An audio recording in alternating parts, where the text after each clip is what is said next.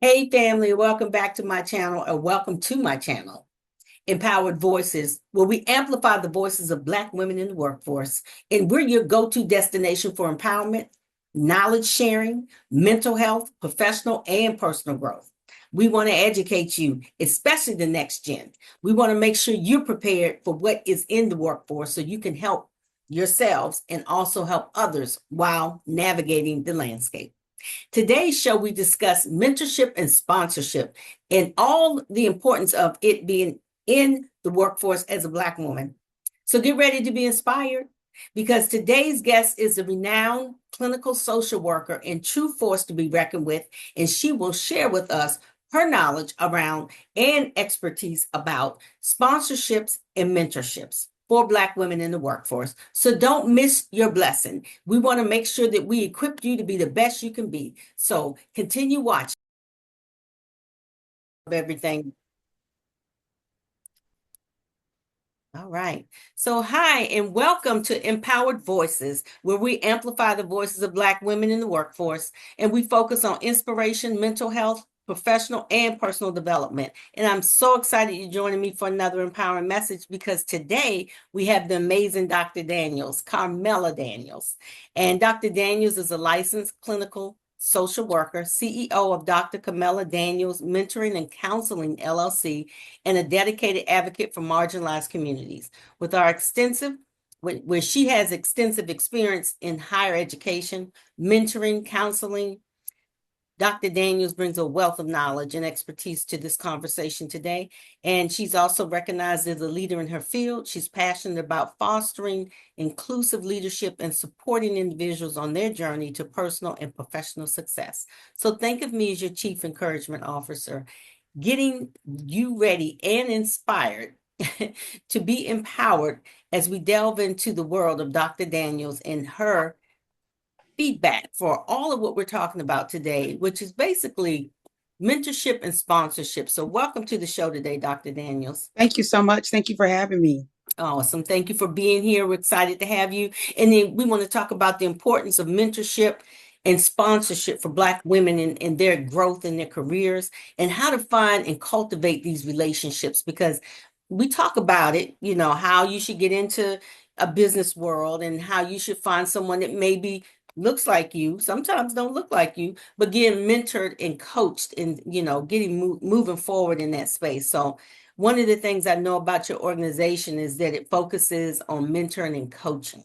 Mhm. So, how do you believe mentorship can contribute to the professional development of individuals, particularly in the fields overall, not just social work or leadership, but in general? What do you think?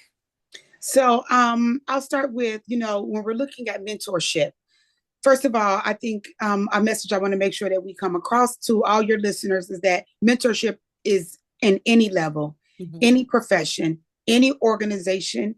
It doesn't make any difference whether it's, whether you're a CEO or you're working at McDonald's, that we should have persons who are involved in the support of what it is that we want to do. Right. Right. I had a friend who's like, I really want to be a bus driver.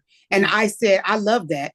How Mhm. can we get you connected? What skills are needed in order to become a bus driver? So I want to make sure that we are having this conversation that people understand that this is for everyone. Right. And I will highlight, it's my passion is the support of women of color, and I know that can make people uncomfortable.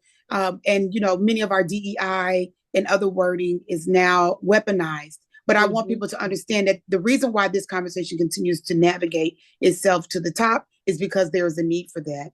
And there is a lack of mentoring and scholarship and sponsorship for women of color who are working in all phases of corporate America or business, nonprofit, or profit organizations. And so it's important to have a mentor because a mentor, and the difference we'll talk about is the Mhm. difference between mentorship and sponsorship. Right. So a mentor is guidance provided by someone experienced, right? Someone who has either a lived experience or maybe a knowledge base. Maybe they've done some professional counseling, some professional coaching. We have life coach certifications and education And that person is going to provide you with a safe space. They could be a person that you can lean in on, a person who you can vent to, a person who gives you support, growth, and feedback. A mentor can be both formal and informal, meaning that you can have a contract. We're going to meet 3 times a week, or we're just going to do a check-in every once in a while. I just want to make sure that someone's here to support me.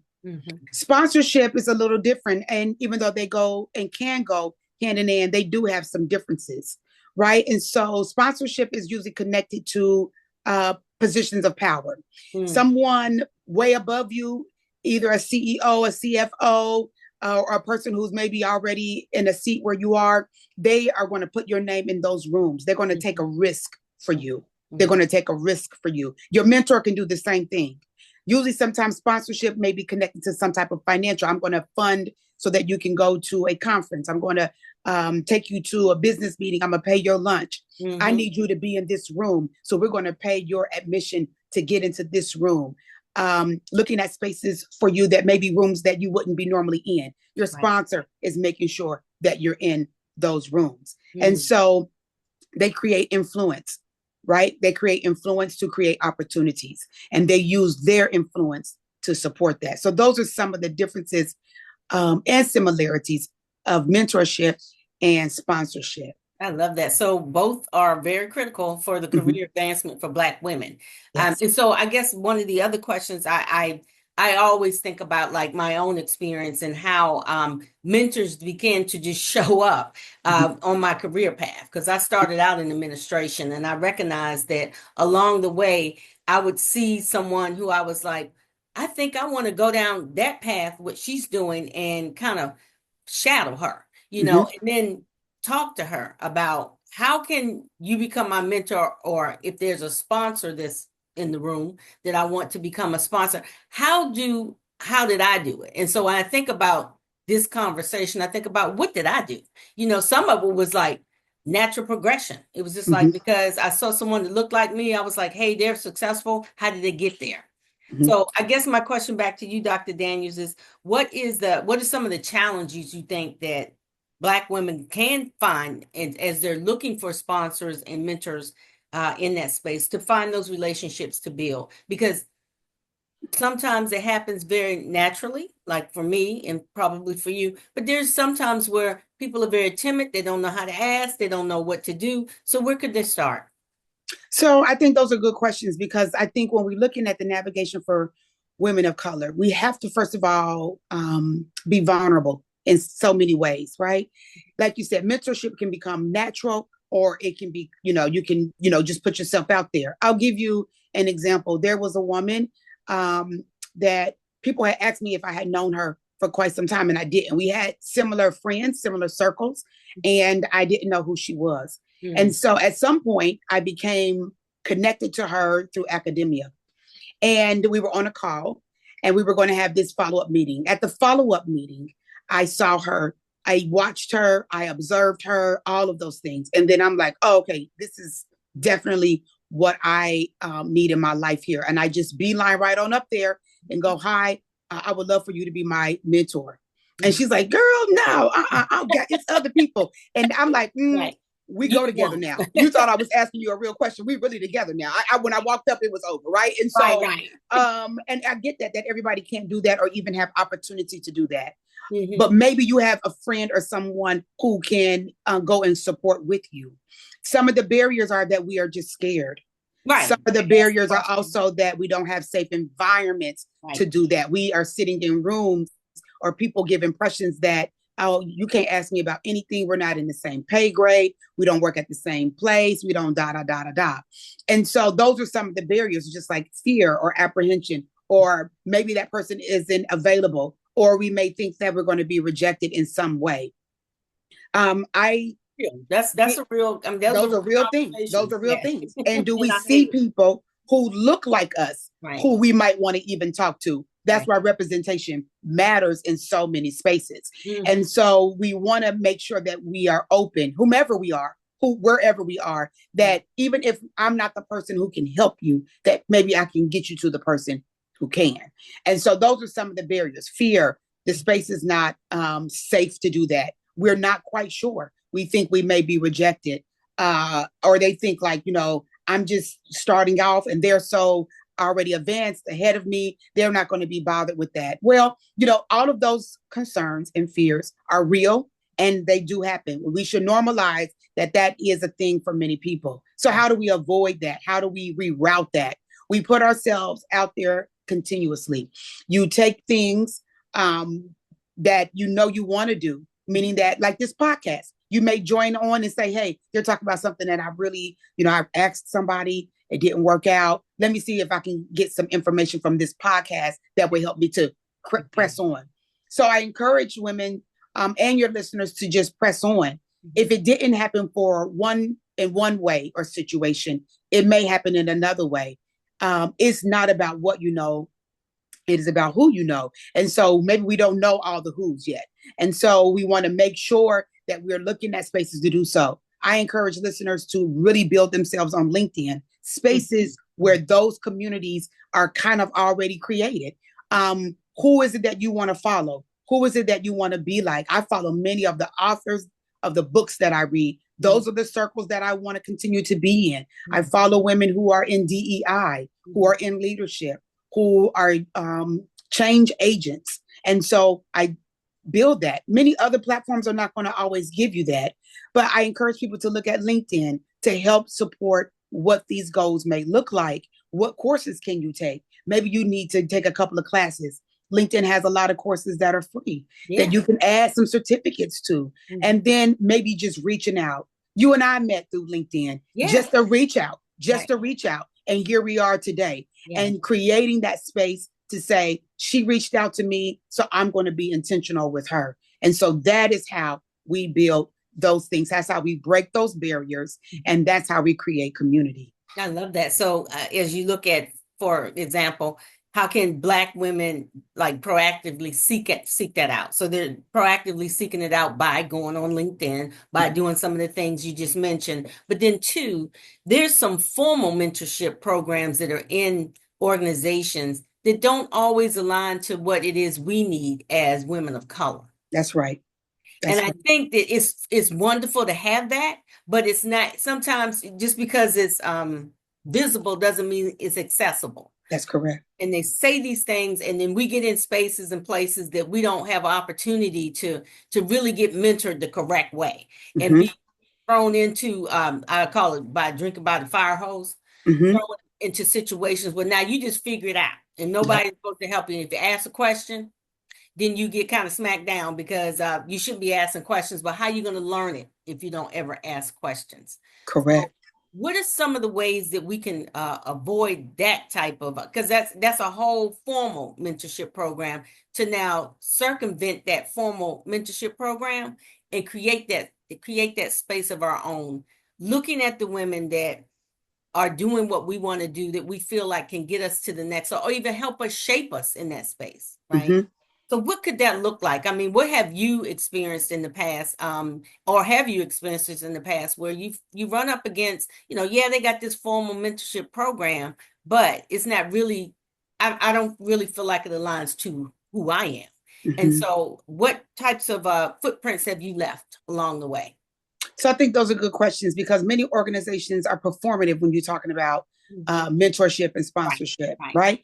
You fill out the application, you send it in, they match you up with someone, and then it's like, oh, what are my SMART goals, right? What are my, things? And then you're like, okay, but what about this, other stuff that I want to talk up, or can I be safe here? Right. And sometimes it can be super performative. I want to give a stronger answer than this, but sometimes we have to go through those things in order to still build community. So I'll tell you what I've done. Many organizations that I work with say, oh, we need mentors for our students. Oh, we need people to do overshadow and help people to navigate.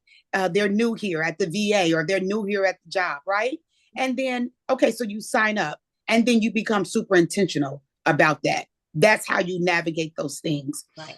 If you have an organization that has a mentorship program and it's super performative, we're just checking a box, we're writing out some SMART goals, but it's not really meeting my core needs. It's not meeting my need culturally. It may not meet my need. I got some problems with my supervisor. I don't know really how to navigate. What language should I be using? How can I get into that class? Do you know of other ways that I can get some funding to support my future growth and development? I think that again, it goes back to what we were talking about earlier. It's about looking at and creating and reaching out, being vulnerable in those spaces. There's nothing wrong with organizations who have mentorship programs. You'll be able to dig through and get some information. Maybe you'll take a class on the 7 habits of highly effective people, or maybe you'll do some things to learn about DEI, or just this is how you can get into a program to expand yourself. But inside of that, looking to see who is in the room, who's on my Zoom call, who is on. I am quick with a screenshot. Oh, she said something real good. Let me screenshot that and let me inbox her later on and say, hey, I really like what you said. Do you mind if we have a separate conversation? Most of these things, and because organizations don't have always a full handle on what the needs of their employees are, right? There's like, we just need to have this program so that we can say we have this program. And maybe you have someone who is in depth and can give, weight to the program and be intentional with the matching up. But many times organizations are too massive and they're really just trying to create space, but they're not sure of everyone that's in that space and what those needs specifically look like. So again, it's going to go back to some of the ownership that we have. What I have done is to create spaces outside of those spaces. Yeah, we're in this mentoring group together. I have a mentor, but there's also another lady that I would like to talk to. And so I reached out. Some of these things are going to cause us to have to be out of our bubble, step outside of the box. Uncomfortable. Yeah, happens to be uncomfortable until we can navigate. I have multiple mentors, multiple, many of them, almost all of them, super informal. But I have a job coach that I also work with, who is also very important to my growth. And so I meet with her formally. We have a formal contract. And so I just keep in touch. Even if I don't hear from my mentor, sometimes I'll just check in. I'm constantly putting myself out there because you just never know. I emailed a woman the other day who we don't work in the same organization. We on multiple meetings together. And I said, hey, I just want to know if I can reach out. Can I call you sis? And I have some questions. I got some things on my mind. Can we talk? And she emailed back and said, yes, you can call me sis. This is my personal number. Let's chat. Boom. That sister sent me a job the other day. You just never know. You never know. And that too is a way to network, to find other opportunities as well. Absolutely. Absolutely. Your network is sometimes and many times connected to your net worth. It is not what you know. It is who you know. Was I reaching out to her to look for a job? Absolutely not. I was reaching out just to be intentional. I know her plate is heavy. I just wanted to hang out and have a conversation. Nothing deep or hard from that, but just being vulnerable enough for her to trust me, for me to trust her. And then she's like, I hope to see you on some calls. I'll see you on some calls. Thank you for the job lead. I'm here to support you. And that was the gist of the conversation. It doesn't have to be super deep, contractual, and all of that. It just needs to be intentional. Yeah. And I think to your point too, there are also mentors that learn from us. Like you have a mentor, but they're learning from you. So it's an exchange. Absolutely. Change. And I've seen that even with my own career. And then the other difference, and we talked about sponsorship, coaching. When you talk about, you mentioned career coach, we'll have that on another podcast, but coaching is so interesting to me because it's separate from the mentorship. It's kind of separate from the sponsorship. So it's in a whole nother world by itself, right? What that coaching looks like and what that could feel like and how it could elevate you to the next level, Absolutely. So absolutely. Yeah, my personal coach is Brittany Lacey, is coached by Brittany. And I love her because she says all of these other things that I don't think of. And I'm like, can you help me figure out what I want to do in my career? Right. And that's what she does. It's so super specific. Coach. Super specific. Yeah. And yes, we can venture off. We want to make sure that we highlight that in addition to your mentorship and sponsorship, job coach, if you need professional clinical support to do that, those platforms are not always available Right. and not even really appropriate for therapeutic level of need. But your mentor should be definitely telling you, hey, you might want to talk to someone about that. Your sponsor should be saying, hey, I want to check in on you. Are you doing all right? Do you need some other supports? Your job coach should also be saying the same thing. We want to make sure that we have a holistic approach. It does take a village, right? We use that cliche. Oh, it takes a village to raise a kid. It takes a village to make it through anything in these days, especially for women of color, because the lift is so heavy for us.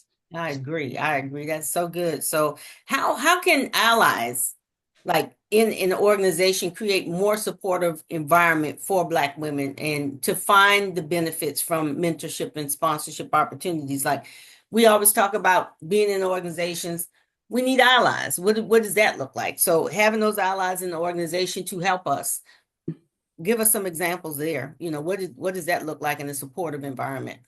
So what we know is that women of color have mentors, but they often lack, sponsors or vice versa. And so how do you find those persons? How do you know? This is what I do. And this is what I encourage all your listeners and everyone to do. Make it known that you're available for that. Make it known. Hey, I'm just checking in with you. Speak to someone. Hey, how you doing? You want to have coffee one time? Again, it's going to go back to that being vulnerable. We've been wounded, rightfully so. We have every reason to be